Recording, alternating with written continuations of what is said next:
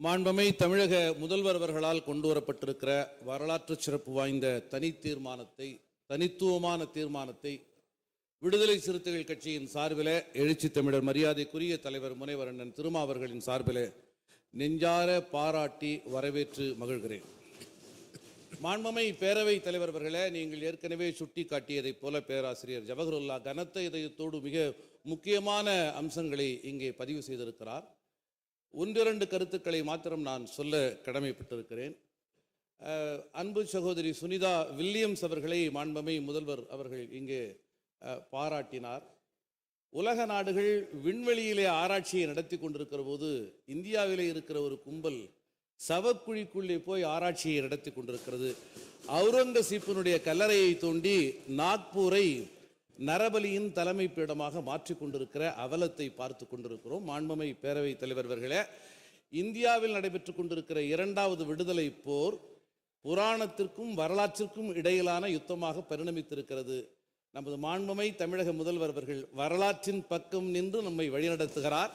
அந்த அடிப்படையிலே இந்த தீர்மானத்தை அவர் கொண்டு வந்திருக்கிறார்.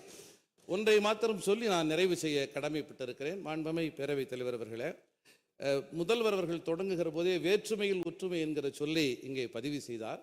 நாமும் தொடர்ந்து அது குறித்து விவாதித்துக் கொண்டிருக்கிறோம்.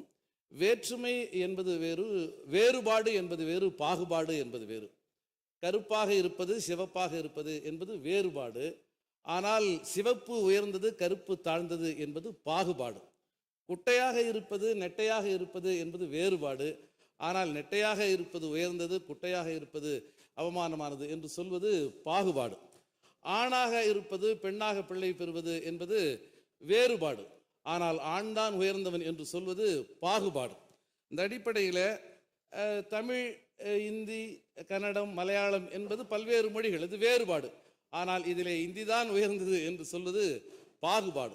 ஆகவே வேறுபாடு என்கிற அந்த விழுமியங்களை ஒட்டித்தான் உலக உயிர் இயக்கமே இயங்கிக் கொண்டிருக்கிறது. வேறுபாடுகளை எல்லாம் மறைத்து நாம் ஒற்றைத்தன்மையை உருவாக்கினால், மாண்பமை பேரவைத் தலைவர் அவர்களே, இந்த அழகிய மண்டபத்திலே ஏராளமான நம்மை வழிநடத்திய தலைவர்களுடைய படங்கள் இருக்கிறன. அந்த படங்களை பார்க்கிறேன். இந்த படங்களில் பல வண்ணங்கள் இருப்பதால் தான் அந்த உருவங்கள் உயிரோட்டமாக வெளிப்படுகின்றன. எல்லா வண்ணங்களையும் அழித்துவிட்டு ஒரே வண்ணமாக அதை மாற்றினால் இந்த படங்கள் சூன்யமாக மாறிவிடும். ஆகவே பன்மைத்தன்மையை மறுதலித்து இந்தியாவை சூன்ய பாதையிலே வழிநடத்தி கொண்டிருக்கிற ஒன்றிய பாஜக அரசு கொண்டு வந்திருக்கிற வக்பு திருத்த சட்டத்தை உரிய நேரத்தில் உரிய முறையில் நமது மாண்புமை தமிழக முதல்வர் அவர்கள் எதிர்கொண்டிருக்கிறார். எனது மனம் நிறைந்த வாழ்த்துக்களை, நெஞ்சம் நிறைந்த பாராட்டுக்களை பதிவு செய்து அதை வரவேற்று ஆதரித்து விடைபெறுகிறேன். நன்றி.